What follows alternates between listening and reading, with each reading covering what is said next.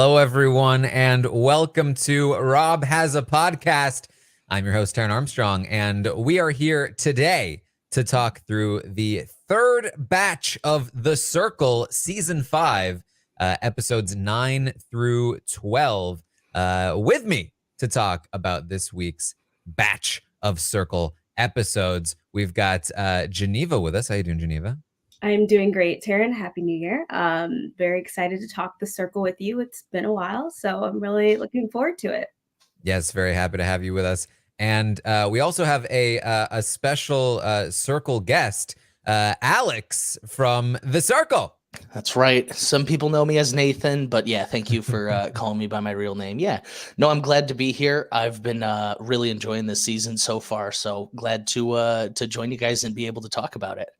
It would have been funny if you had shown up with Nathan as your name and then maybe a picture. I tried to get him. He lives not too far away. I was like, hey, can you come for a bit and then just like leave at? No, like I'm just kidding. Wasn't that what Bruno did? Yeah, exactly. I was shocked though when Bruno showed up on the screen. I was like, I did my homework. Who is this guy? Briz, did he actually watch The Circle? Say again. I'm sorry. Oh yeah. He's a fan of The Circle. He was my brother's roommate, and so if anyone knows my younger brother Brendan, he gets everyone into reality TV. So yeah, he had watched, and he still gets recognized because he's on a college campus. He gets recognized all the time still. That's interesting, actually. I feel like it must be weird to be the catfish profile of a Circle player. Yeah. Because you weren't a player on the show, but you're still recognizable. He gets it because they're always like, do I know you? How do I know you? And he was like, do you watch Netflix? And they're like, oh, and so he has to like explain a few steps. So yeah, no, I think that's got to be odd for him too. But he loved the whole thing because, like I said, he felt like a huge celebrity. He's a 22-year-old kid. So, you know who I want to meet? Jen. Yeah. I always want to meet these profiles that they give us. Sasha, Jen, who are you out there? We want to know. We never hear from them ever. Yeah, I think I'd be really intrigued to know if like the Jen that we're seeing is even like the Jen in real life. That's the thing. Like you want to see like if their personalities match the catfish. Is she a dog trainer? I don't know. We'll never know. We'll never know is the worst part. Yeah. I've always thought they should bring a catfish profile player to play in a future season.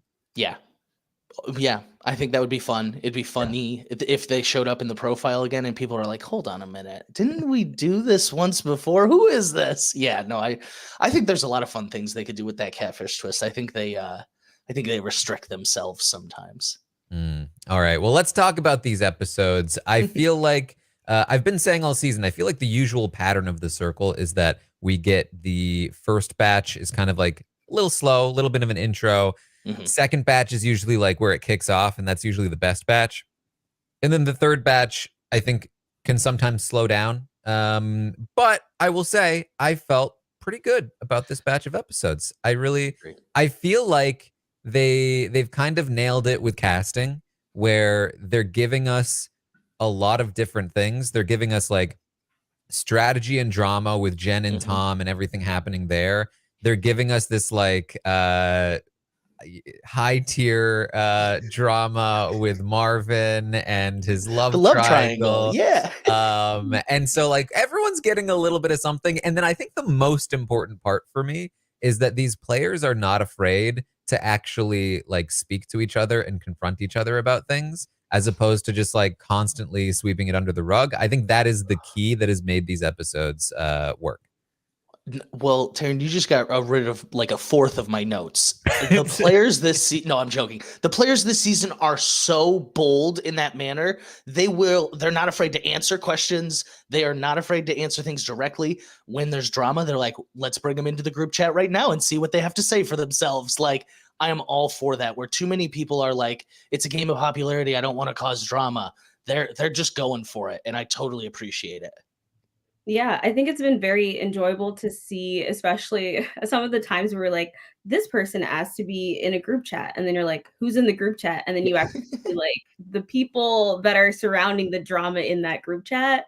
So that's been quite exciting. But, you know, we've seen a lot of, I guess, people hoping things come out from Jen specifically. And I feel like maybe Jen's probably not giving them all the information, I guess, in comparison to others. But, you know, understandably so. I think sometimes there are a lot of, I think, issues that come into play that people kind of have to realize. And I feel like a lot of people hinted on like some of these things are part of the game and like they're the aspect of the game. So it's kind of hard sometimes to even fault the strategy because it is what happened. It's what was, you know, thrown in front of their lap. So it's been really enjoyable to kind of see, you know, the variety of different dynamics. And then even though that this is called like the circle singles, like that's just not what it's necessarily revolving around. I forgot. It, but not a huge aspect of it. I'm just calling it season 5. Yeah, I totally forgot. The singles thing, I think, is honestly, there have been flirtier seasons too. Like, honestly, this is one of the fewer flirtatious seasons I think we've ever seen. So we just have the Marvin stuff. It's the Marvin stuff is top tier though. The Marvin stuff, you can't write that.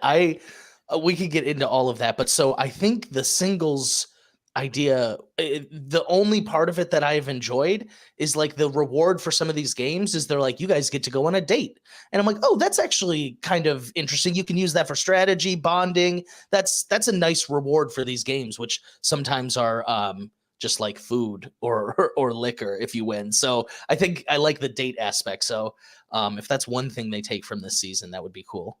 I think the one thing that just I think makes it a little off is the fact that even though the players are single, not everyone is actually single. Yeah. So there's a bunch of them that aren't.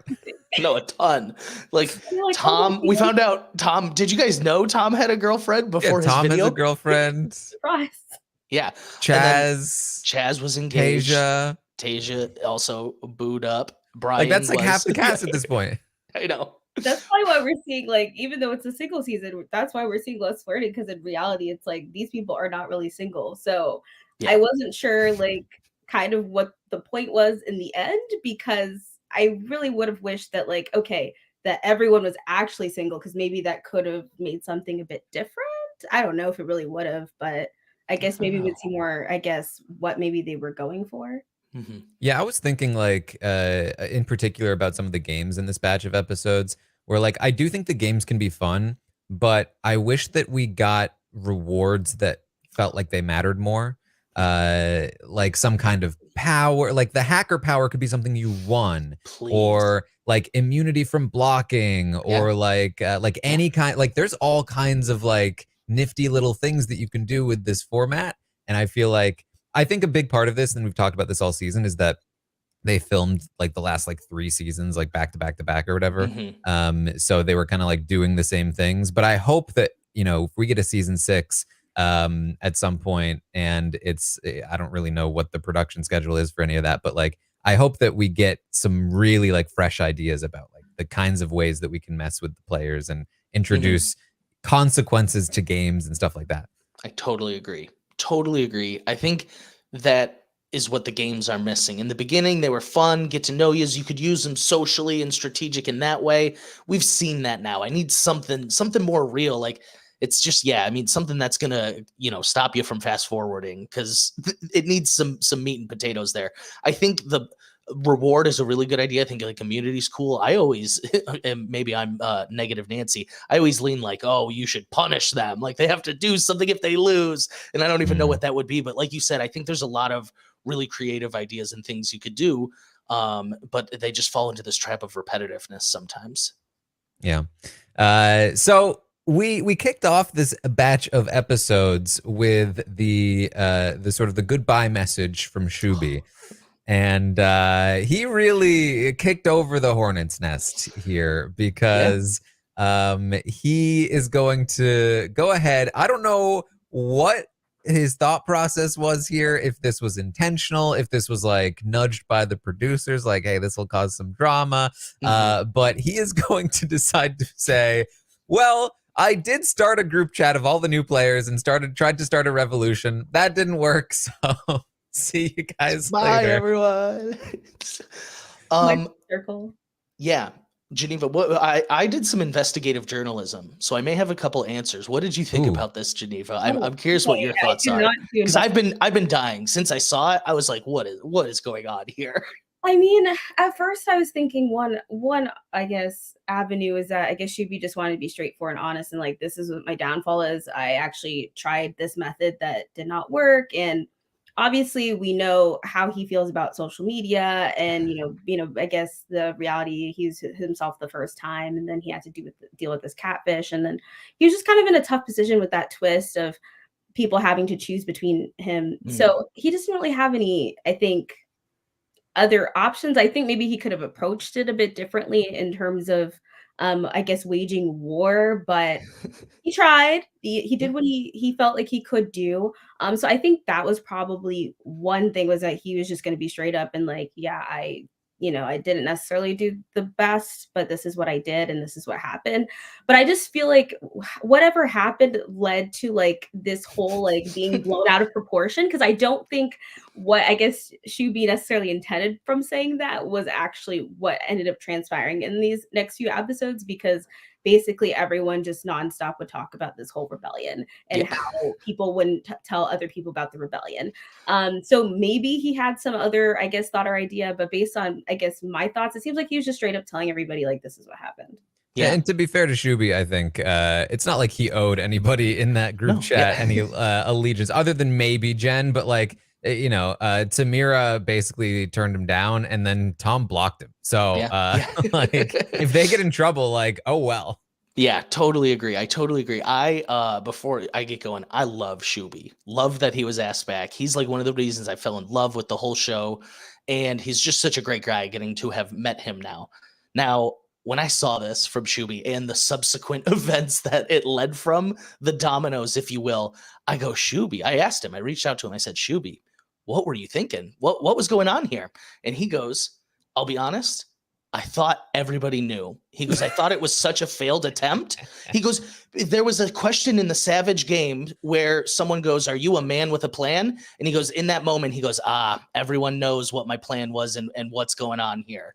And so he just thought the cat was already out of the bag. And so, like Geneva said, he's just an honest guy. And he's like, I tried to do this thing. It didn't work. You guys got me. Good job. But little did he know. And he said, I had no idea it led to such like a downfall and like spiraling of events. But I will say, I've always loved the goodbye messages in the circle.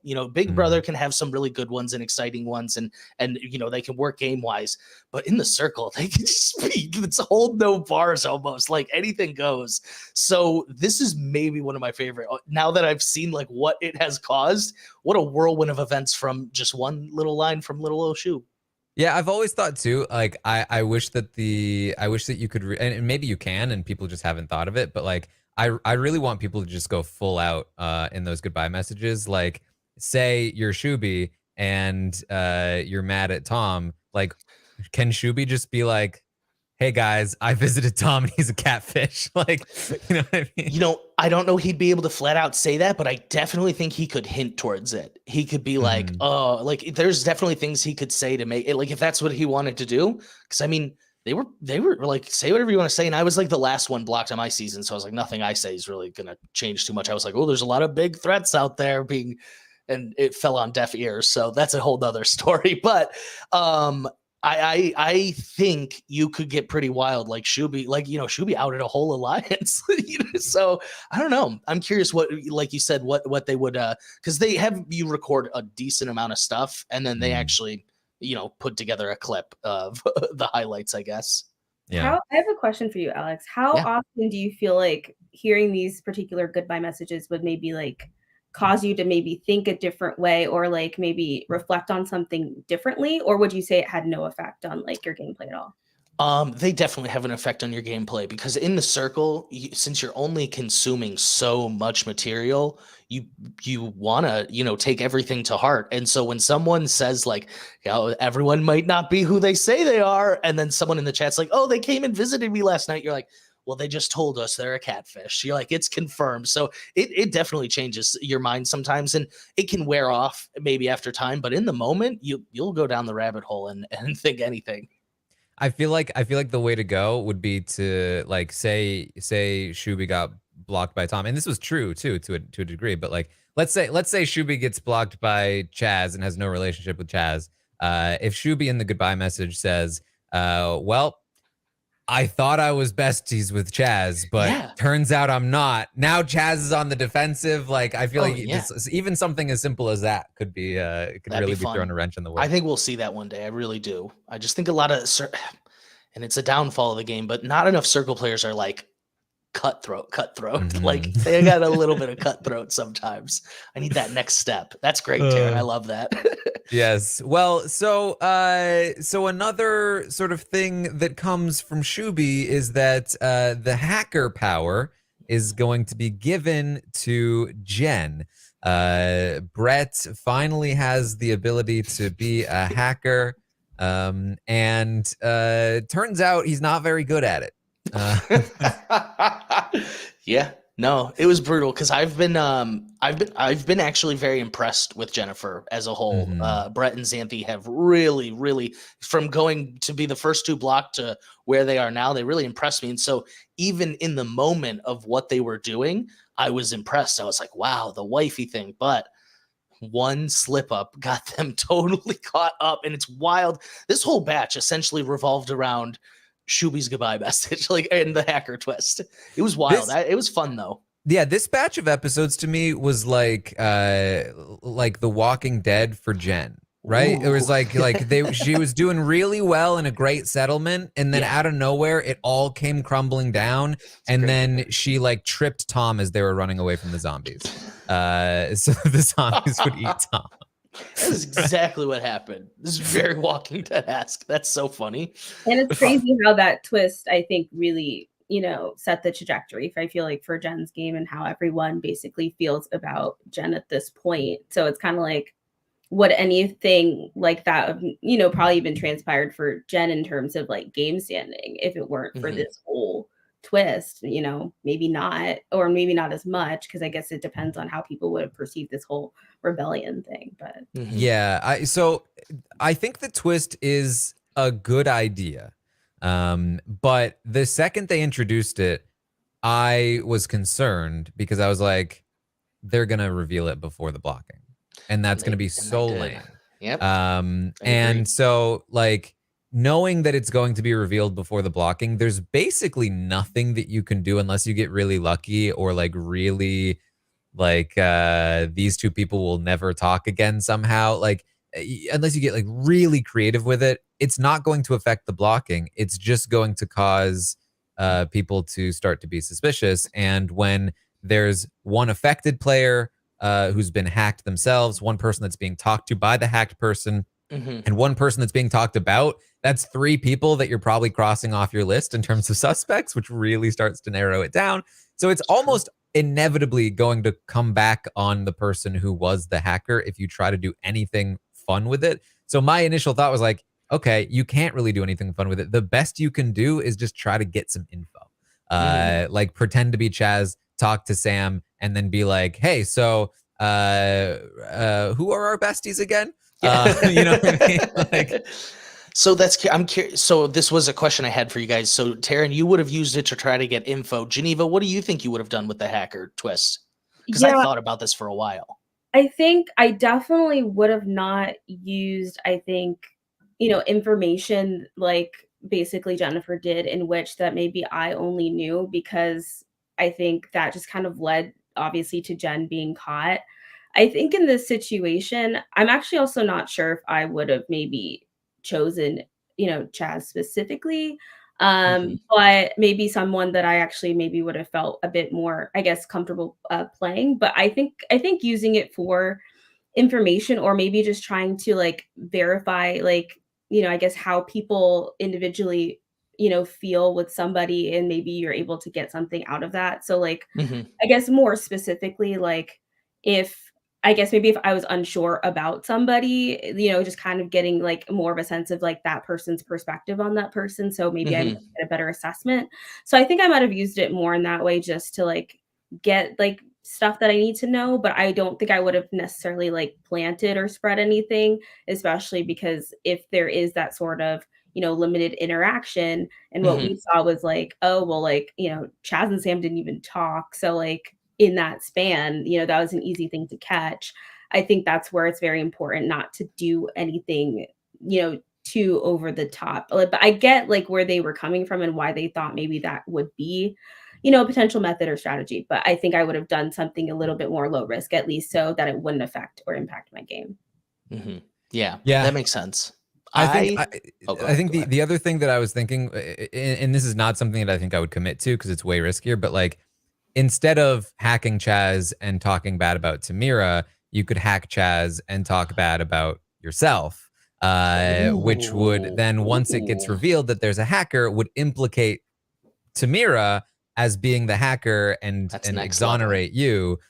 The only issue with that is that I don't think they know when the hacker is going to be revealed, and if it happens after a blocking, then they might be screwed. And it also means that like that might be like days of game time that you're now not talking to Sam because she's mad at you, and you have to wait until you get exonerated, stuff like that. So it's like even that like is too risky unless you know exactly how it's going to work. I feel like the twist just works so much better if you allow the blocking to happen so that there's actual impact. Like, okay, Jen gets Tamira blocked, and then it's revealed that there's a hacker, and maybe then Jen gets caught, and now there's a lot of reason to be like, whoa, you made me do this, you made me kill somebody, and as opposed to like, oh man, you made me rate her low once in a way that didn't matter at all because she wasn't going to be an influencer anyway. They shouldn't have. Yeah, it shouldn't have. The cat got out of the bag in like the last minute, and they almost did it perfectly, like you're saying. And I think that one change would have made the twist perfectly. I think for me, the hacker twist, I would have done the same thing that Jennifer tried to do. But upon reflecting, I think maybe the best move would be to maybe try to increase your own standing. So like maybe you do go to Chaz and be like, oh, Auntie Jen's been telling me so much about how much she loves you, Sam, like blah, blah, blah.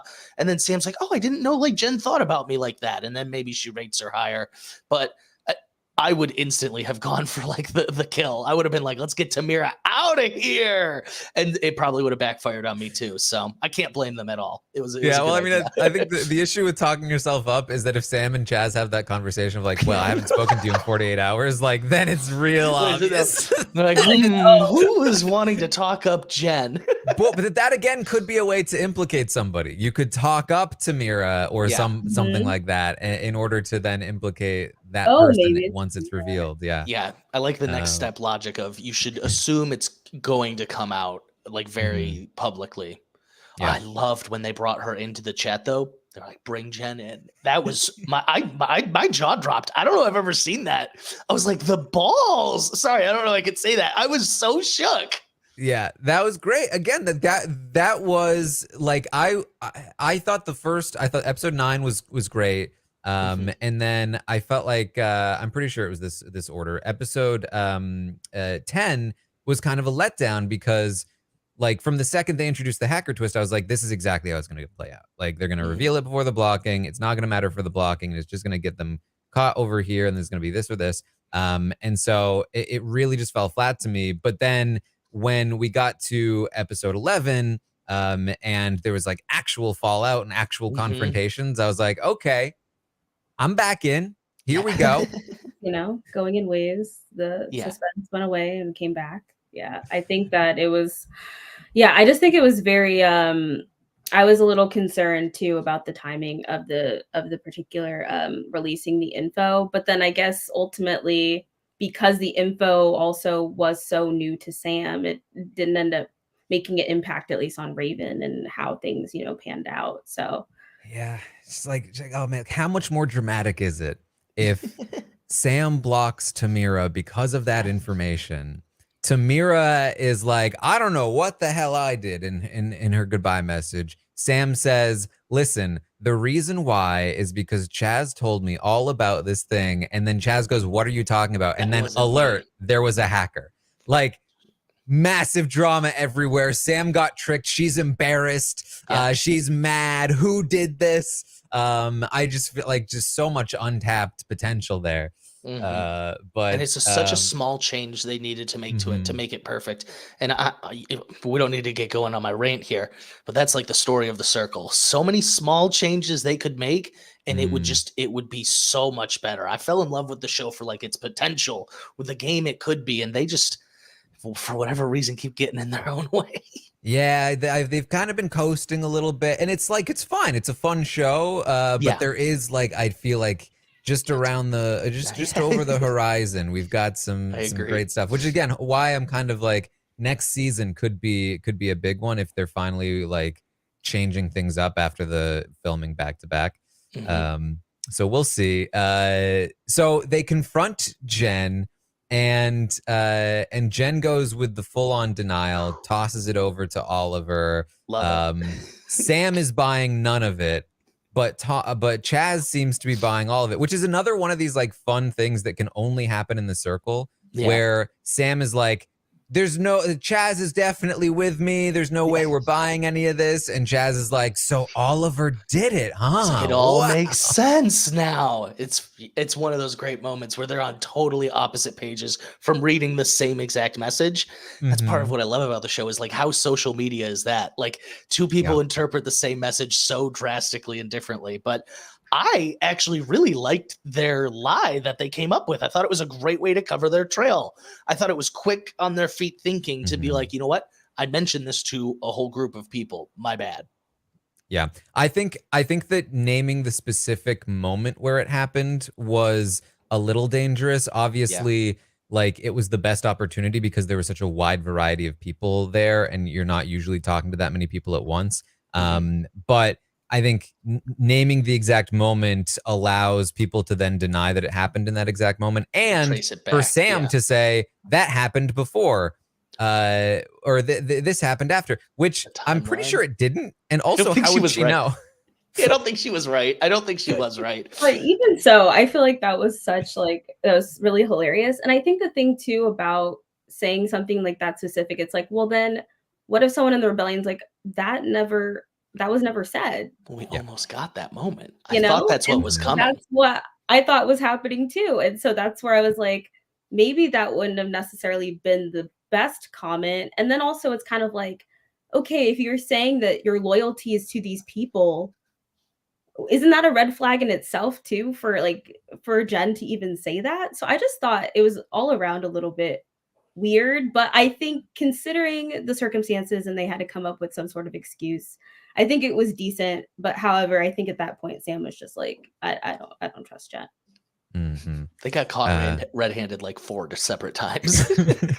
Yeah, because then they talked to Tom about it, and they're like, hey Tom, we heard that Jen said this in the group chat. It's such a fun through line watching it all unfold. Yeah, and Tom is like, oh wow, okay. And then after the thing, he's like, wait a minute, never happened. It's Jen, isn't it?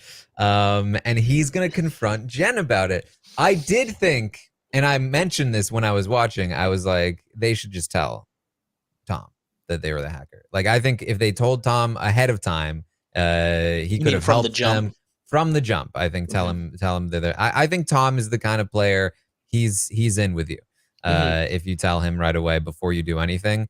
I agree. But they didn't. And so he's gonna ask them like, hey, are you the hacker? Yeah. And there's a debate between Brett and Xanthi. Geneva, what side were you on here? Oh gosh. Well, I mean, I think at this point, I kind of understood where I feel like Xanthi was coming from, because at the story had gotten very spiraled and too many people had spoken to each other. So I could see where she was just kind of like, I think he should know, like, he's supposed to be our number one ally. He would understand in the end. But I also see Brett's like, well, we got to keep up this lie, whatever. But at that point, it's just like, they had been caught, there had been so many instances where people are really, really were on to them. And even if there's there's a little, I guess, a bit of a diversion where Chaz is like, oh, maybe Oliver or something. At the end of the day, I think people know that it's really Jen. So it's like, if they lie and continue to say, oh, it wasn't me or it was someone else, then it's like, the one true ally that they would have at this point, they don't have. And at the end of the day, like, even though it was a late confession, Tom was still with them till the end, even when they weren't with him. So I think that in retrospect, yeah, I think, Tom, I kind of felt bad because it really did impact his game and how people perceived him, like, to be part of that whole situation. But I think that in that situation, I could see why Xanthi was like, we should tell, because but I get where Brett was coming from, but still it's like it was too bad. Maybe if they had concealed the lie better. Yeah. This was one of my favorite moments in the whole batch. So Tom sends a message. He goes, Jen, I need to know, were you the hacker? Laughing, crying emoji. Then Jen sends her message back like, yes, I was the hacker, laughing, crying emoji. And Tom goes, this is not a laughing matter, Jen. And I was like, Tom, you laughed first though. Like, what are you talking about? I was dying though. the laugh is there because he's like, haha, were you the hacker? If She's you like, are, serious yeah. face. If you weren't, we're just having a fun time. I don't know. I thought that was great though. And I liked the debate of lie or tell the truth. I will be honest, because we have the bird's eye view of it all, we can see it's probably the better call that they tell the truth and be honest with Tom. Tom's with them. Tom basically knows, but I won't lie. When you're locked in that apartment and you only have your perspective, I'm impressed they actually told the truth, because I would have had to fight off every single urge to not lie more to Tom. Interesting. Yeah. I was definitely with Xanthi. I was thinking, especially because they'd already been confronted about it once before. Right. And then Tom comes and he's like, was this you? I felt like I felt like Xanthi was right. I felt like they had to come clean. Is up. Then Tom's reaction made me second guess myself a little bit, because initially he was like, oh, I can't believe. I was like, I thought you knew. What do you mean?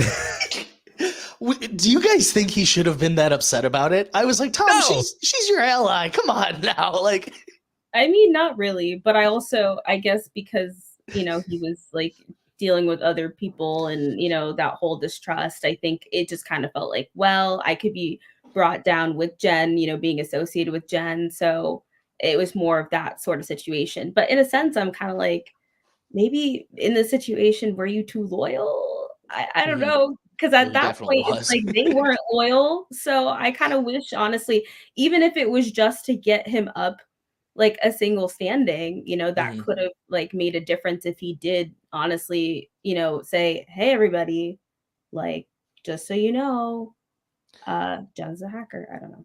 But what I'll say is, what a through line. We went from like Shuby's message, like all the way to basically the end of this whole batch of episodes following this one thread.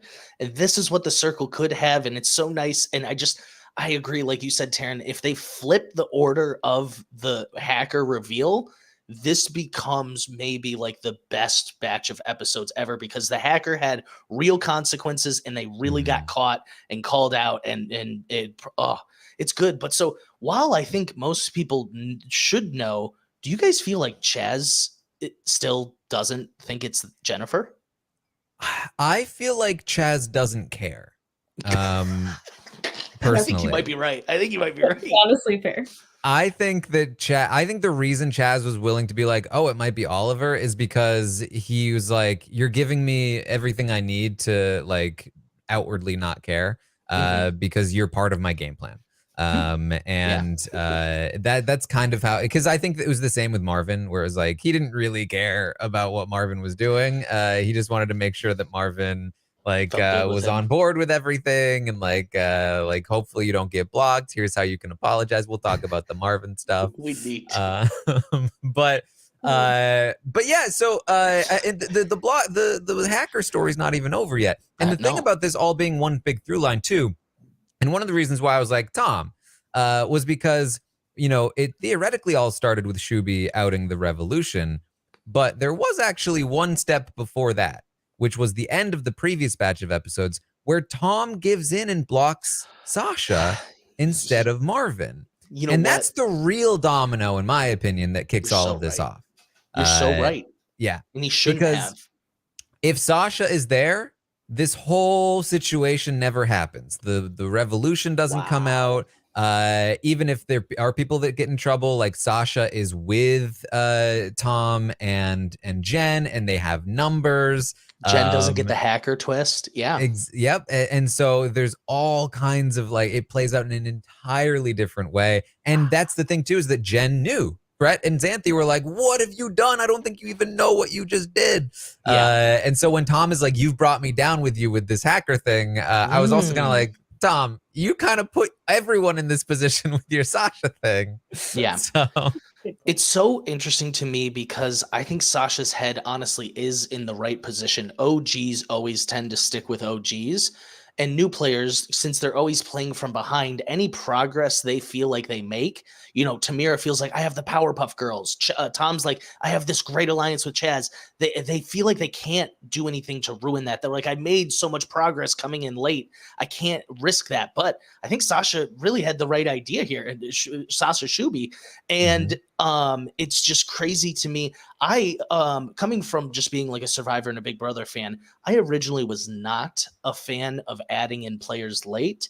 But as these seasons have been coming more and more, and myself being a late addition, I actually really like the format for audience and game-wise. It can be such a nice shake-up and breath of fresh air if the person coming in is like, willing to like actually do stuff. You can't come in and be like paint on the wall like we've seen sometimes. And I think adding them in, I think stopping in the second batch is good. And I also think the mistake I think in this batch too is that like adding a final solo player is just, it never works for me. I agree. No, I totally agree. They sometimes do it way too late. Oliver's probably like the very last, I would say, add anyone because they need to go through some blockings. There's been cases where people have to survive literally like one blocking and they make the end. And I don't think that should be the case ever. But I think, like we said, it's so interesting. They have this, setup dynamic. Here's our group. Here's the circle. And then someone new gets added like Tom, and he gets a real relationship, a real connection with Tom. And it just ends up changing all these different things. And it's fun to see the projection, even though newbies tend to just get, it's so, this is what's so, anyone who's watched the show, I feel like as a late player, you should have jumped all over Shuby's plan. And that was what was so frustrating, is to see basically like so much hesitation from almost everyone. Yeah. I feel like they should have been a lot more receptive to that, because at the end of the day too, like, even with what happened with, Brett towards the end of this batch and saying like, we have to strategically put Tom lower. Yeah. That's exactly what they would have had to do with the old players. Like, we need to strategically put them lower and put like ourselves higher so that we can be the influencers and block whoever we need to block. Because otherwise we just see, Raven, Chaz, and Sam at the top basically every single time. And it's like this whole situation even made their relationship even stronger at this point. Having a trio locked in is so powerful, and if you're not able to coordinate against them, they'll be unstoppable. Yeah. They'll always have one person in they don't even have the numbers anymore, but they're still just running the top of the charts. It's wild. Absolutely insane. I totally agree. That's the magic number of an alliance here. If you can trust, and I think mathematically it makes sense because everyone is getting a 1 and 2, where as soon as you go to an alliance of 4, you're like, oh, what if some people put the 1 in the 3 spot? It makes it a little more murky. So I do think 3 is actually the ideal number, and it's just easier to keep track of people like that. You know what I mean? A group chat of 5, it couldn't even stay together for one single chat. So I just think there's something to that number, like you said. But it drives me nuts, and I totally agree with you. The first domino does actually go back to Tom blocking Sasha. Granted, it is a group decision, but man, we've seen Chaz really get his way in any influencer chat that he's been in, and he now ties Shuby for being influencer 4 times in one season, which is the record. So congrats to Chaz. That's a great accomplishment. Yeah, only misses out by 1 place in this batch of episodes, getting a 3rd place once, but otherwise an influencer every single time, which is wild. And when being an influencer, got his way every single time. Yeah. So, and that's the thing. Like, if you're Tom, this is your first time being an influencer, might be your only time being an influencer. Like, you got to make sure that like this is potentially your only chance in the entire game to make an impact. and to just let somebody else take that shot when they have had control for the last 2 shots or whatever, it's wild to me. Yeah. But who knows? You never really these influencer chats can sometimes secretly be 6 hours long. So yeah, I'm sure there's stuff we didn't see just to keep the suspense, but I would love to know like what Chaz did, because Tom delivered the news almost happily. You know what I mean? He was like, all right, I'll do the blocking. And so yeah, I'm curious how that conversation went down. And it just shows like I said, he just didn't have nearly enough buy-in on this newbie revolution like he should have. Like not even to like keep it on the back burners. You know what I mean? Like he was not like, maybe this isn't a great idea at the moment, but let's see where it goes.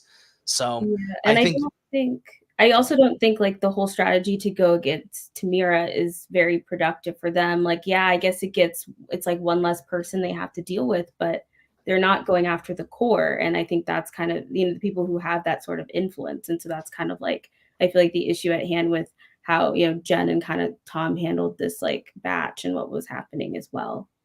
Yeah.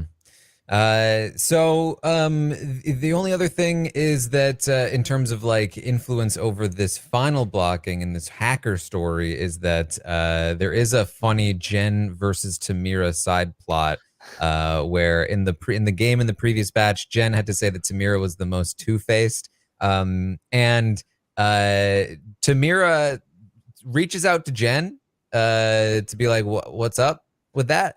And Jen just completely drops the ball. I thought Jen was doing a great job, but I think what this batch of episodes told me is that Jen, as a player, as a whole, is great when things are going well, like a very good fair weather player. When the heat is up, though, they crumble.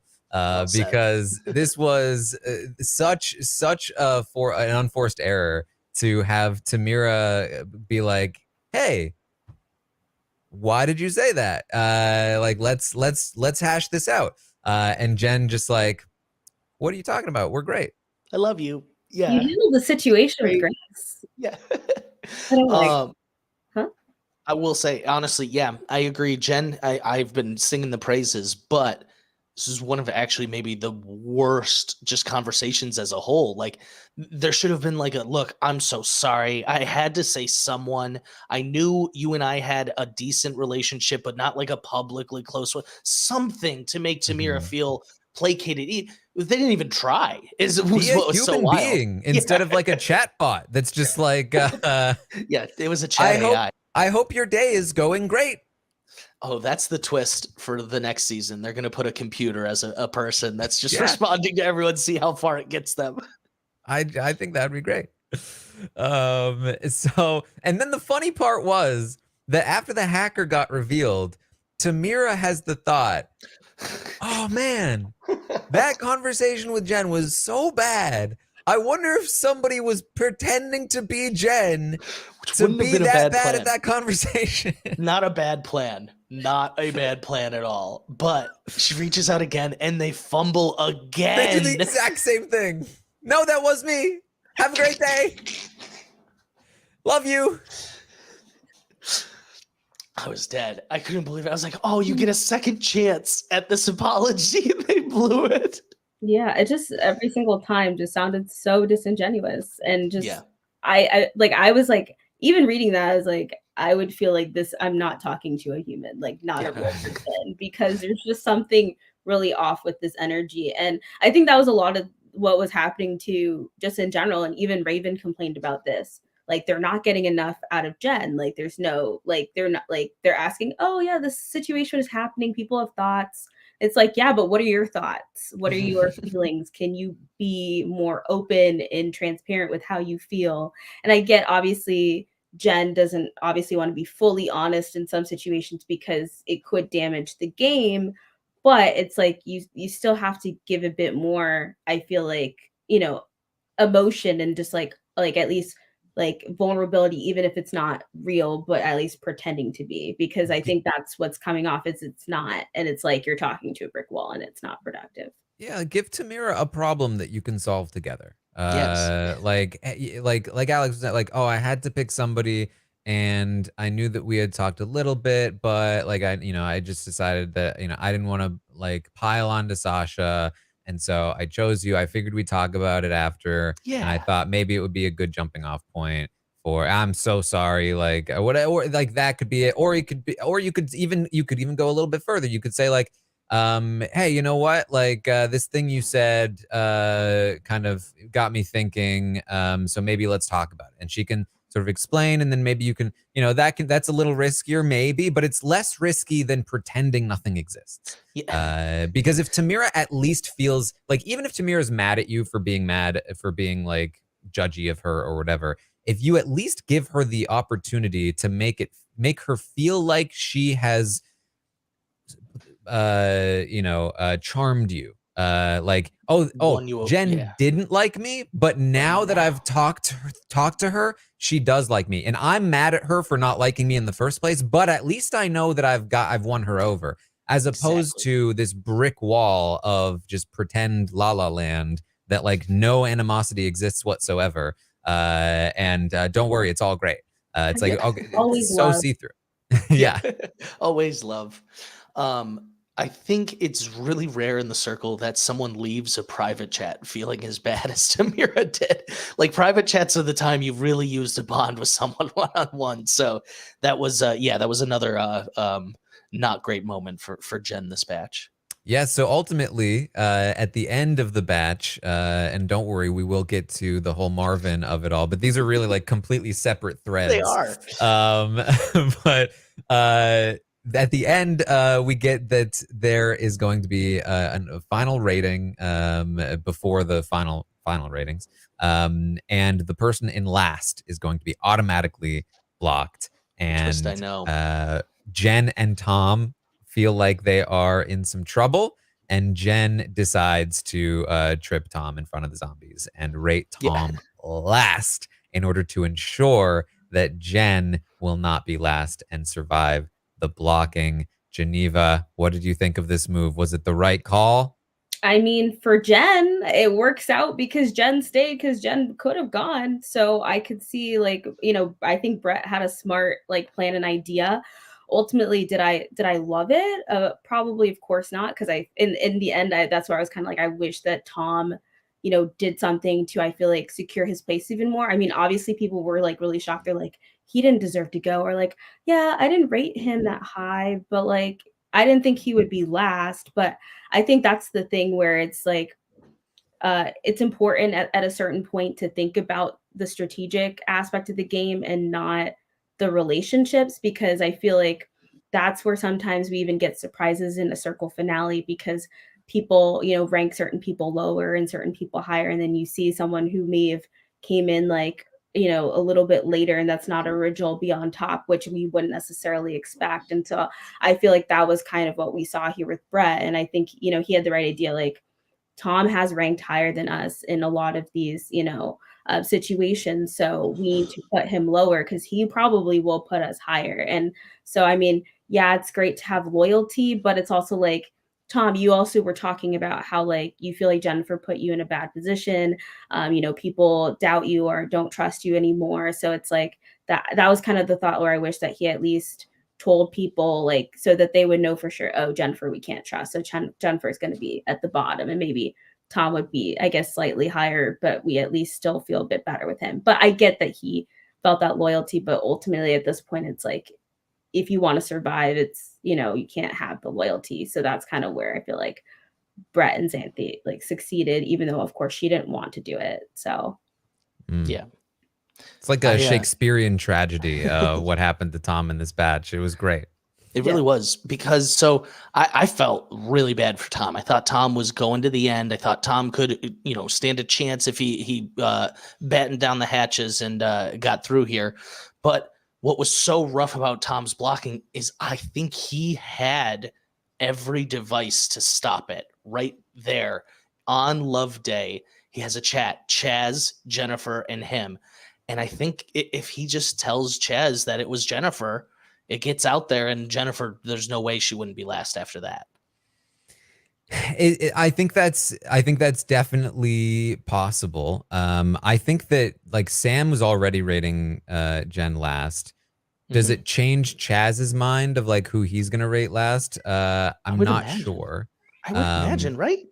I mean, potentially, but it's like, again, I don't know what Chaz is like. Like if Chaz, like, I think who he decides to block as the super secret influencer might give us some insight to like what his overall plan was. But like he rates Jen 4th. So I assume he went Sam 1, Raven 2, Tom 3, Jen 4, and then like Oliver and Tamira 5th and 6th. Which to me indicates that he kind of wants one of them gone. And so is that going to change if he learns that Jen was definitely the hacker? I kind of suspect that he already feels like it could be. And even if it is, like, I don't know if he cares that much. He might.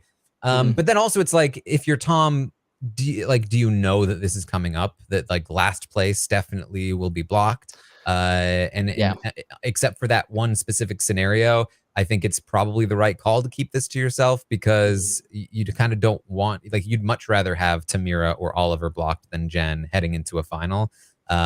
So I kind of felt like I got that, but I think that where it comes into like he did have the tools is in the ratings when he finds out last place is blocked, and he knows it might be him or her.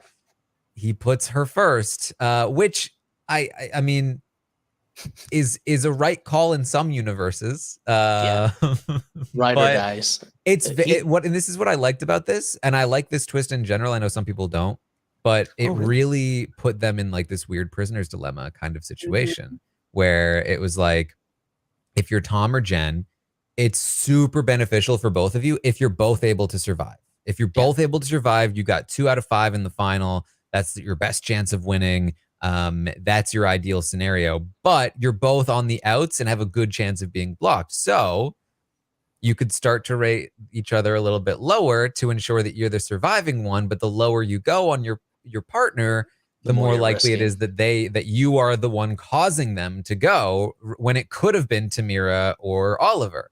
And so you see like the extremes of this, where like Tom just goes, Jennifer number 1, we got to try and keep each other safe. Jen goes, sorry, Tom, you're last. I've got to ensure that I'm safe.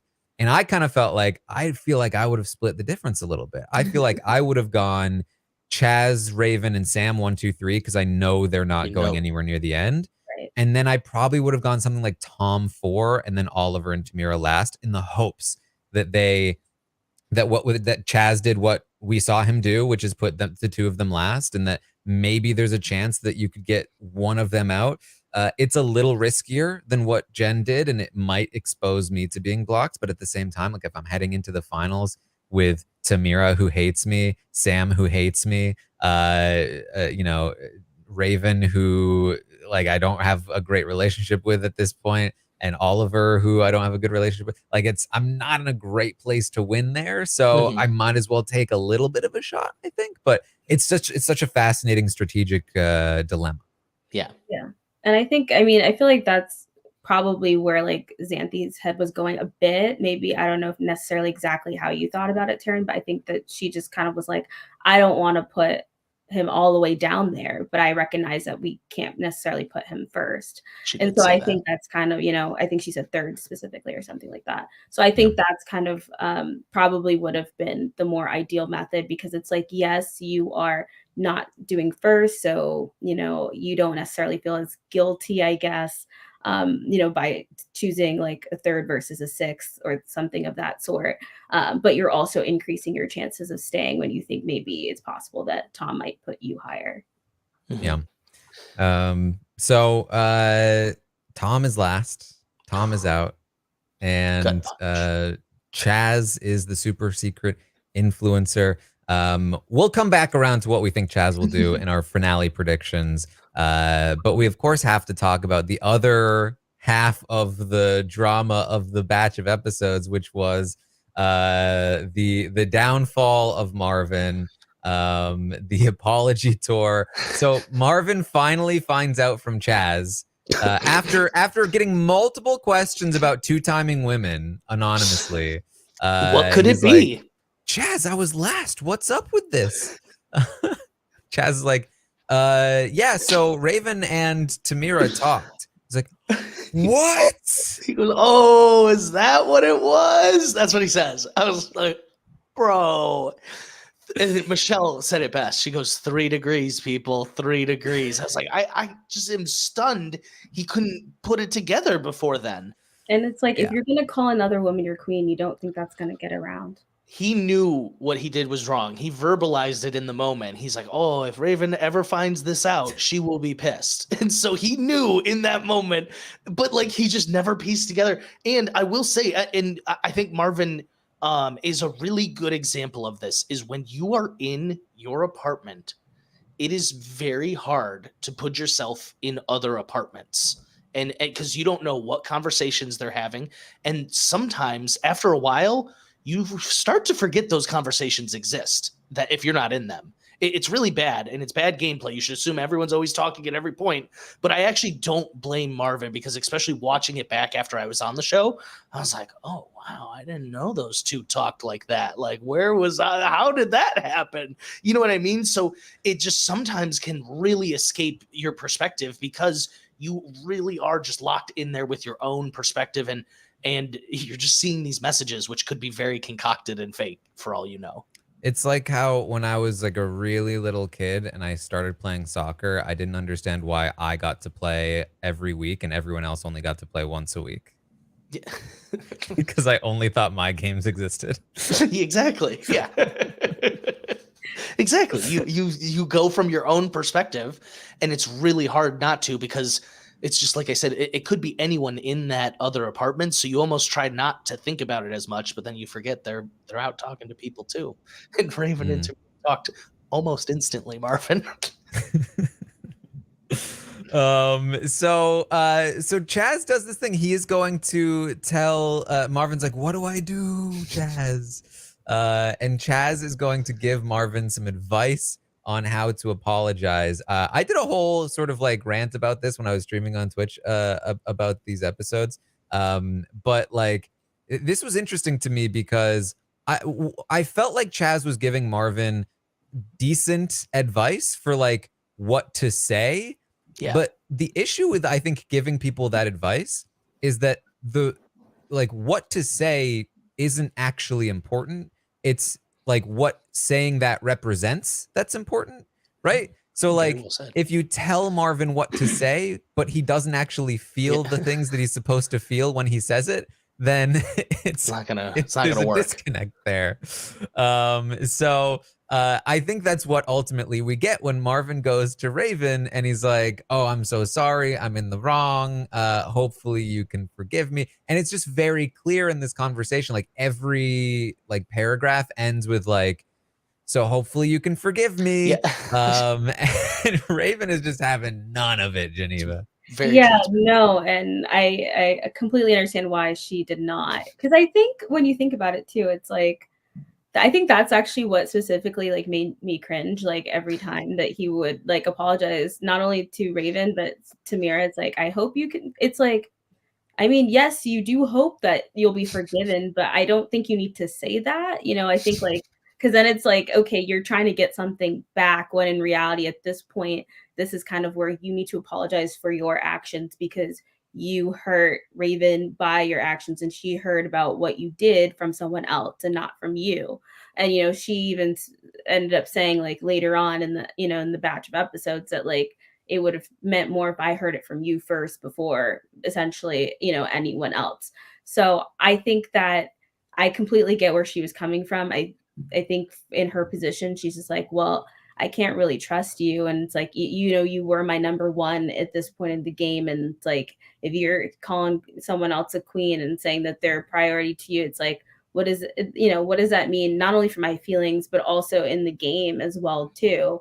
So it's like she's been prioritizing someone that she doesn't know, you know, where, you know, she stands. Because it could come down like maybe it was a blocking between them and maybe he could choose Samir versus like Raven. So I think a lot of those sorts of things were probably like swirling through Raven's head. But, you know, Marvin, we kept hearing him say, oh, well, you're still my number one. Like, you're my number one. Like, I love you. You're my, you know, you're my favorite, all this sort of stuff. But it's just like, you know, like I think probably could, I guess, gather that based on how the game, you know, ended up panning out. But I feel like if you're not going to be, you know, I think genuine and not like just apologizing and not trying to get something in return, like in that instant, then I feel like it's just not going to come off well. And, you know, at that point, it's like, if she's in that position of power, she doesn't trust him, she might just get rid of him, because at least it not only, I guess, would get rid of Tamir's ally, I guess, in a strategic sense, but also, you know, I think you'd rather have people in the game that you can trust, like a Sam or a Chaz, who, you know, have been proven to be loyal to her. Mm-hmm. Yeah, I think there's a great contrast between Tom's apology to Chaz later about the newbie revolution thing, where Tom genuinely feels very bad about it, and he gives Chaz space to express himself and how he felt about it. He doesn't ask for forgiveness. When Chaz says, "I forgive you," he says, "That's more than I could ask for." Mm-hmm. And he's just sort of like bearing his soul, versus Marvin, who like just starts off sending Raven like paragraphs and then ends it with, "So you forgive me?" Before she even has a chance to like express herself and tell him how she feels. He's already assuming he knows how she feels, and is jumping right to the point of like forgiveness, and puts it all on her to be like, "Yes, I do," or "No, I don't." And now it's like, now I'm the asshole for not forgiving you. And then when she says like, "Okay, I can forgive you, but it doesn't mean I'm going to trust you," he's like, when can we get to when you can trust me again? Like, he's just trying to clear the path so that he can get back on track, more than anything else. And I think Raven sees it, and of course later Tasia's gonna see it when he does the same thing to her. She's you know, fortunate enough not to be like clouded with feelings in the way that Raven is, but she also sees right through it. And this is just another one of those things where like you can really just like a benefit of the circle, you can really just like analyze how people are communicating in these moments, and the different ways that people approach it, and the inner feelings versus what's being said is always so interesting. Totally agree. I think the biggest thing, and you guys both hit on it, Marvin was sorry that he got caught. He was not sorry about what he did. He was sorry he got caught. He couldn't even fathom that he had been caught either. So he, like, you know, it wasn't until it was literally spelled out for him that he was like, "Oh, I need to apologize now." So that's why his apologies felt so fake, is because he wasn't actually sorry for what he was saying. But man, what's juicy drama. As an audience member, I'm sitting back here thinking like, I have never seen the gall on someone to be like, "Yeah, I can pull this off in the circle. These two won't figure this out." And, you know, what is really weird to me is, game wise, that would be really good if you had two people who were rating you number one like that. I don't know he was doing it game wise. Yeah, or at least give them different like nicknames or something, so that one person could be like, "Oh, well, why are they both the queen?" Yeah, I don't know. Like, I think that's also an issue in itself. And yeah, it just seems like at this point, it's like he's just trying to, you know, pedal back and just be like, "Oh, okay, well, you know, people see that I did this, and now I need to make things, you know, I guess resolve them, and then make sure that I'm in everyone's good graces." But that does take time, and he was just trying to do it all in like one short conversation. You know, obviously things are edited and stuff, but I think that's kind of also the thing, is that it just comes off a bit like, you know, like it's more for game, and he's not necessarily doing it because he actually specifically cares. And I think at the end, eventually, you know, I guess maybe when he gets to the point where he sees Raven in person, like he did, like, you know, he went to her and wanted to apologize in person. But I think like in the moment, it just didn't seem like it was, you know, there was that much care there. Cause I'm like, if you really did care, you would have also, in that moment, you had that conversation with Tamira when she was like, "Oh, you know," and then be just like, "Well, you know, I got to be honest with you. Like, I actually formed a connection with Raven, but, you know, we could be friends." I know, like, obviously he probably didn't want to do that because they were being very flirty, but that's, I think, where, you know, the challenge lies there. I always feel like you should try to gravitate toward being as genuine as possible in these games. And I feel like the path for Marvin to go here was not the Chaz advice, even though like the Chaz advice is like where he should be emotionally ultimately like get to a place where you actually feel bad about it. But he wasn't really in that place. So trying to portray that person failed because it wasn't really him. And so I think when Raven sees him trying to be that person, similar to Jen acting like nothing is wrong, it's like, I don't trust this because this is obviously fake. So I can't trust anything. So I feel like the path here for Marvin is to just lean into being a little more genuine and just say, you know what? Yeah, I screwed up. I feel real bad about it.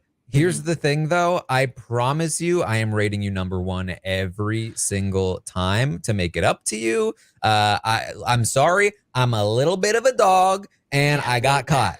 But here's the thing. You're still all I've got in this game. So, you know, you're getting the #1s from me. Because I feel like that at least feels like there's something honest in there. And you're providing Raven a tangible benefit to like maybe not forgiving you, maybe not even trusting you, but like keeping you around might actually benefit me. Whereas you could see why Raven in that spot might still want to block Marvin because she has no idea where Marvin really stands in all of this. He's still trying to manipulate her and trying to get her to trust him and all of that stuff. And so I saw a lot of people on Twitter really dogging Sam and Raven for their decision of blocking Marvin over Jennifer. And I'll be honest, that was like so confusing to me. I feel like the Marvin blocking made a ton more sense. One, in the sense, like you said, like you can't trust anything this guy's saying. He could be rating you low for all you know. You don't know what conversations he's had with who, promising what. There's no way she could ever trust him again. And this is what we literally just saw Shuby make a very bold blocking and then go out the door right after. If all of a sudden they come out swinging at Jen when no one even knows any of this drama or anything, people are going to be riled and upset, and it would have caused a much bigger backlash than getting rid of Marvin, who everyone knows wronged Raven. Yeah. And so I'm imagining myself in Raven's spot where it's like this guy thought that he could go on a date with somebody, exchange pics, call her a queen after calling me a queen, and then not get caught. Like, this is a guy who is like completely on another planet. And if I'm thinking if this guy's not being 100% with me, which he clearly isn't, then I could see where from his perspective, he tries to apologize to me. If I don't convince him that I 100% forgive him, he might not trust me to not block him. So he might want to rate me low to keep me out of the influence because I'm mad at him and he's going to face my wrath. So now he's going to be rating me low to prevent that from happening. So yeah, I could see like blocking him might be the call there, right? Because you have no idea where this guy's head is at. So yeah, I thought that was understandable. Obviously, from our perspective, we can see that it's like a mistake given what we are able to see. But I definitely could see from her perspective, like where she was like, I can't trust anything this guy says.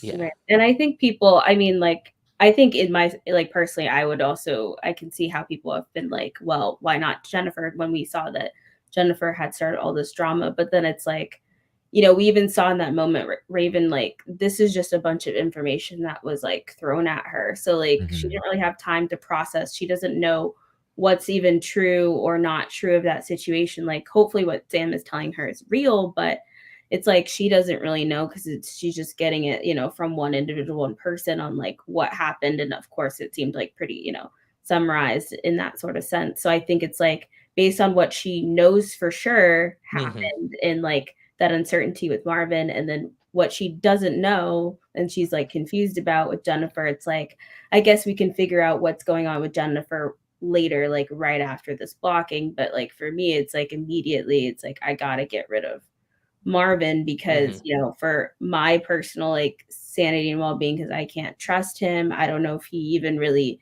is prioritizing me at this point. I don't know who he's closer to. So I think, you know, reaction wise, I can see why social media was like, oh my goodness. Cause like, honestly, I was like, I wish that honestly you blocked Jennifer, because I was thinking more of, within the strategy and what was going on. But like, the emotional is a huge also aspect of this game. And the relationships you form with people are part of this game. And if you feel like a relationship has wronged you, then I can see why she would really want to get rid of a relationship that's wronged her and that's not necessarily serving her, especially if like she can't trust him, and Tamir can't also trust him, and who knows who else can. So, and I feel like even Chaz, I feel like started to feel a bit disconnected at that point after all of that sort of stuff. I mean, yeah, I think Taran has touched on a lot about like he hasn't like maybe as cared as much in certain situations, but at the end of the day, Chaz is in such a good position where a lot of people are prioritizing him and still have that strong relationship with him. And even people have talked about how he's going to win this game.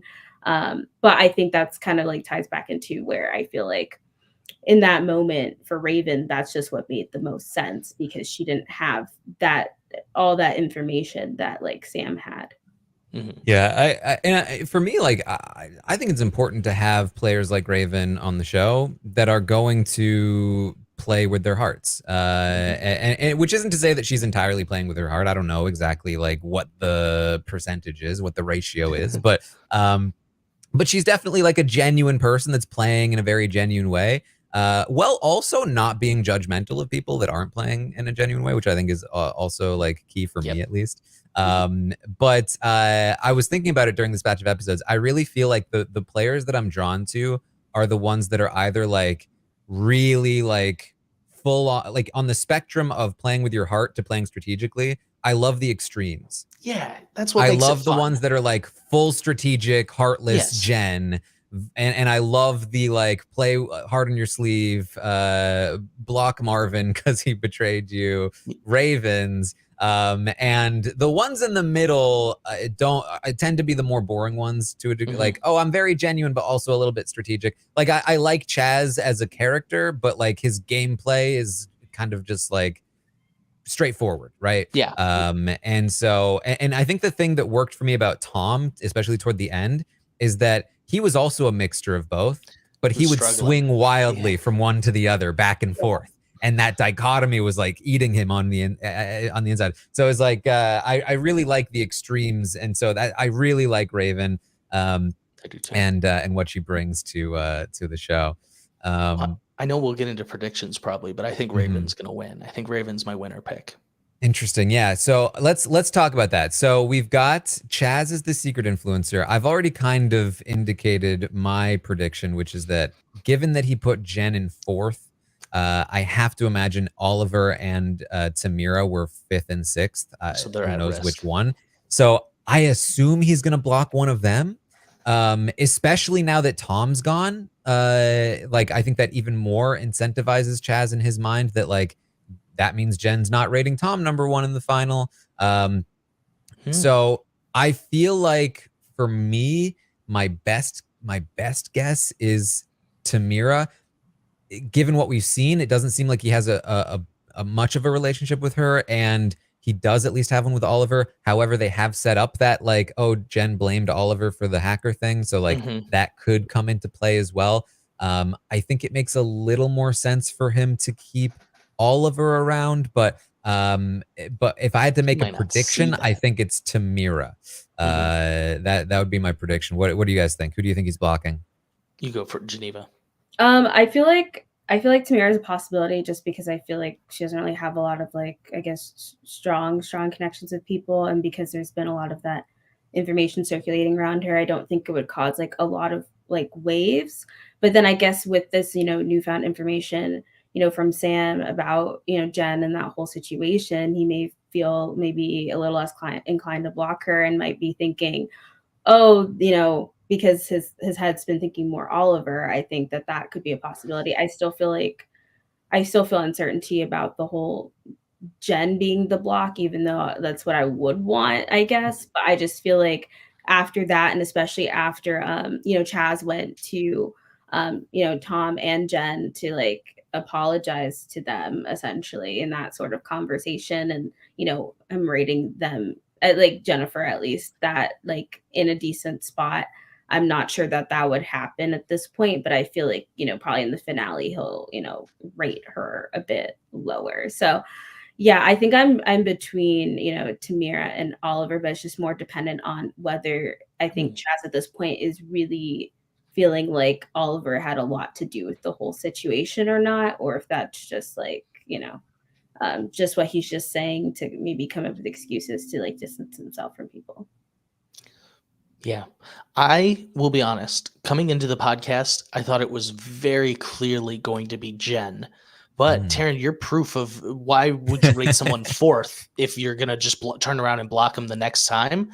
I think you've convinced me. And I think I'm leaning now, unfortunately, towards Oliver because I do think that buy through of he thinks he's the hacker, which if he thinks he's the hacker, it means all that flirting's probably fake. He's just trying to butter me up.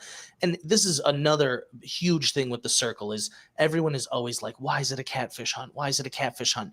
And the only reason it ever devolves into that is once you find out someone has lied to you about something, it instantly is like a light switch of like, have they lied about everything they said to me? Has it all been fake? What if they're rating me last? It really, really causes you. It's almost like a light switch. Like Sam was like, oh my God, now I think everything Tamira's been doing is just game, which we know is not true. But as soon as you get that inclination that someone's been gaming or lying to you, Mhm.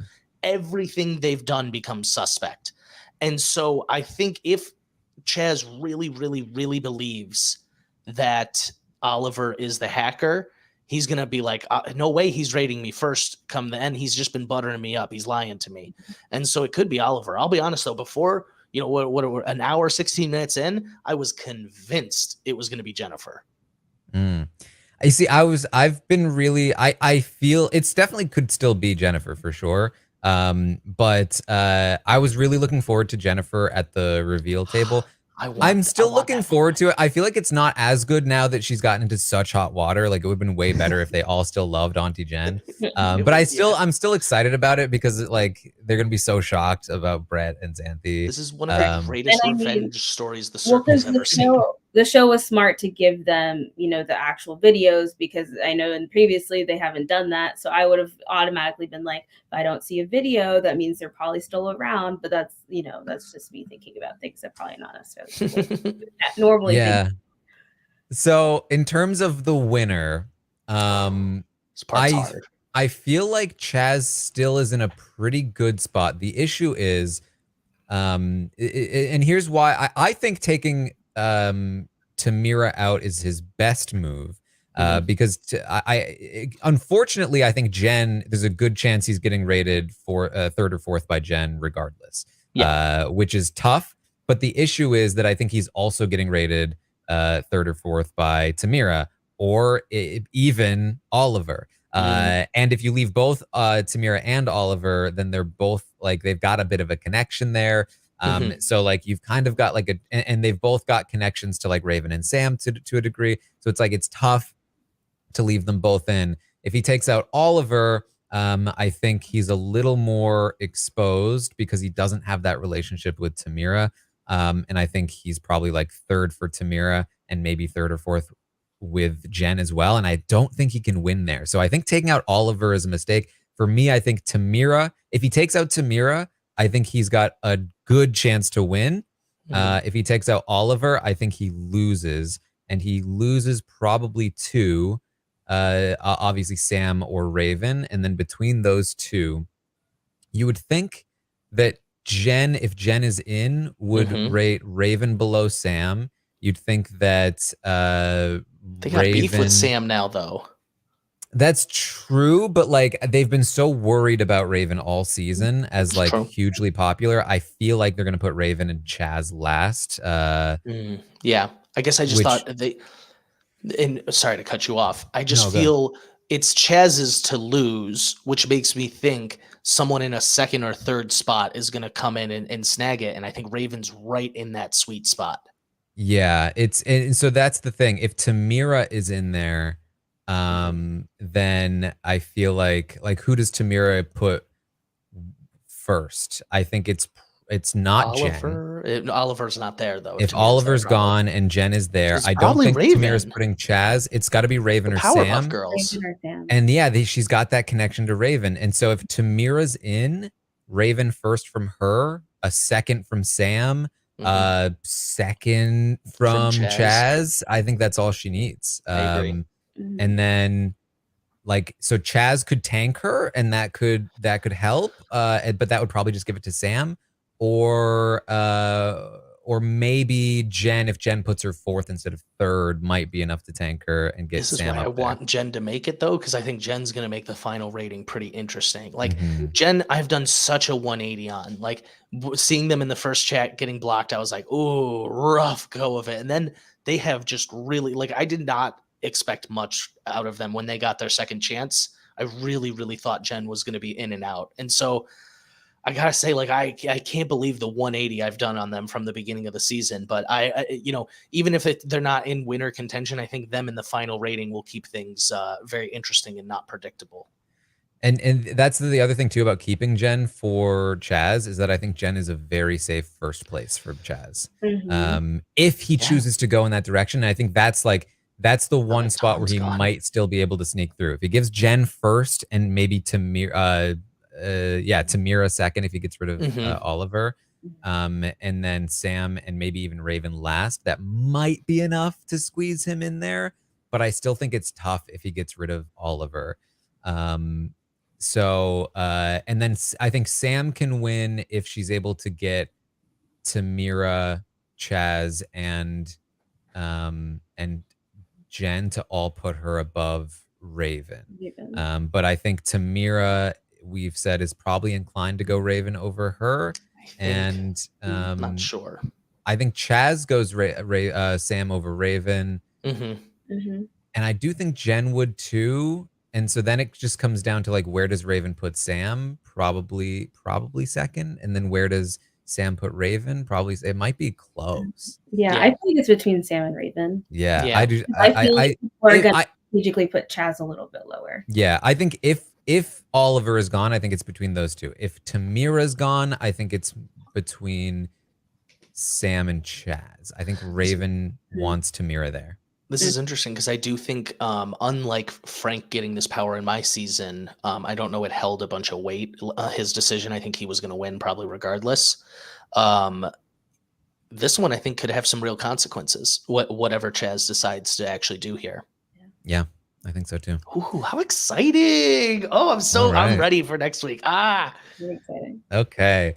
There are only a couple we got a fashion show and we got a family visit from this batch. I love the family visits. I'm now I'm so mushy because I had my own now. Anytime I watch them, literally they just mentioned it, and I'm not gonna lie, I started tearing up. I was like, oh, I love these. No, it's funny because as I was watching, I actually was like, oh, I remember, Alex and Vicky. Yeah. Really cute. I do feel like obviously these always come with some amount of like, some people love them, some people hate them. I feel like the Circle ones, for whatever reason, it stood out to me. I was like, these feel better than your normal family videos. And it almost to the point, it felt like they were giving the families like prompts of like, tell the person like why they're such a great person and why you love them, rather than just like your sort of generic message, because they all did it. They all did the same thing. Well, I can speak from a little experience. They did have my girlfriend Nikki do a lot that, so they probably have a lot to choose from, but they maybe structure them the same. This is another like real behind the scenes secret. You guys promise, don't tell anyone this. They don't want me to tell you. So with those videos, so either like Tan or your loved ones, they come through so funny. It's literally like, hi, Alex, this is Nikki. And then it stops for a second. Be like, I hope you're having the best time in the world on the Circle. Just like a host would do. And it freezes and it stops. And it gives you a moment to react, I think is what it's designed for the TV of it. But oh my God, it's so, because you're not used to it. It looks so smooth when you're watching it on TV. But you see like Tanner or like Nikki Glazer on the screen and they're like, they stop in like really weird, awkward spots. Sometimes they're like blinking, so I always see now, I'm like, that's where those pauses are. It's funny watching it back. That's almost great. make you want to laugh during it, or So like when it's a celebrity like Nikki Glazer, because that's actually probably the first video I got. And the goodbye messages. They're the same format. So the goodbye messages is probably the first one. But yeah, they can be kind of funny, but not in my loved one's visit. I didn't think I right. wasn't laughing. I was too I was emotionally invested. And people are always like, how long are they gone? Why are they so upset? And I think why it's so exacerbated for us is you are literally cut off. No cell phone. You don't see other people unless you're like, I really need to go to the roof to get fresh air, or I might go crazy. Like, you know what I mean? So there's a level of separation that while Big Brother, you're cut off from the world, you do have like those other humans. Oh, not me hitting my mic. You have those other humans around that call that, but like it's just so nice seeing. And for a catfish, it's really nice hearing your own name, because even like production will call you by your catfish name. And so just for the whole time, they're like, Nathan, Nathan, Nathan. And so just hearing Nikki be like, oh, hi, Alex. I was like, I lost it right then and there. Yeah, I liked how they did them. I thought they were good messages. You could tell it meant a lot to some of the players. So. Oliver got me. Oliver sobbed through his whole, and I was just like, I totally get that feeling. I've been there, bud. Yeah, I mean, I can say I think it is, as a viewer, kind of weird to watch like the people who are newer, though, because it's like I feel like you've barely been here. But I think you kind of touched on the idea that also, not only like in your case you were a catfish, but it's like you don't know who around you is even real. So And also like for Oliver, I think like he's also been sequestered like the whole time. yeah, Right? so that I guess that's basically the same length as everyone else, but just even more isolating in some And ways. Yeah, the just like paranoia in of a the hotel room. game. Yeah. That is, I always feel bad for the like really late entries. I'm like, man, you've just been chilling, waiting while we're in here. Like it is, like I said, when I first started the circle, it was one of my major complaints. I was like, this is unbelievable. But I've just over the seasons, I've actually really come to like it. And even like the challenge did a little bit of it this season, where they brought in people late. And I've just, I think as long as you're not doing it too late and you bring in someone kind of explosive, I think it's really good format. Yeah.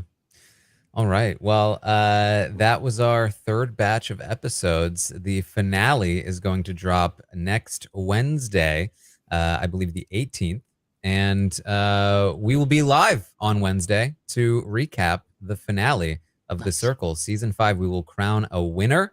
It sounds like we're obviously one of the trio. I think we're all pretty in agreement is going to be crowned.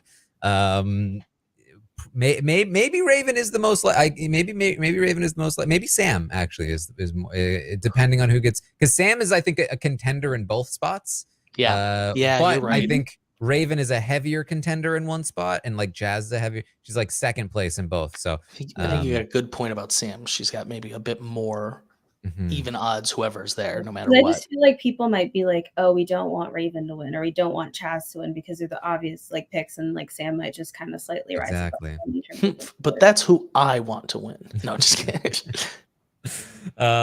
So we will see what happens there. You can of course check back on Wednesday for that coverage. You can find me over on Twitch, twitch.tv/Taran Armstrong, watching the finale live on Wednesday morning. If you want to watch with me. I'm also watching some of the traders. We're gonna have we had a bunch of traders coverage over the last couple of days. We're gonna have some additional coverage next week. The Last of Us is gonna start up tomorrow night, and I will be covering that over on post show recaps. You can check that out, and all kinds of other fun stuff going on. Alex, thanks so much for joining us. Where can people find you? Yeah, you can find me. I am any social media. I am at A Wild Briz, all one word. You can find me Twitter, Instagram. I'm always doing a bunch of reality TV, a bunch of horrible takes if you want to see them. So I also have my own podcast, not reality TV related. It is called Two Dudes Watch Cartoons. If you are into animation, either movies or TV shows, please check that out. It's just a passion project me and my friend put on. A good time. Very cool. And Geneva, what have you got going on? Yeah, people can find me at Peace Love Jen, where I tweet about all the reality TV and other random things in life. And you can always find me on Silent Podcasts if you don't find me on RHAP. And also, you can also find some of my old post-show recaps, Bridgerton content, and a lot of that's coming up soon, so very exciting. So yeah, but thanks for having us, Taran. Yeah. All right. Well, thank you all so much for joining us here this week for the Circle coverage. And we will see all of you on Wednesday for the finale. Bye.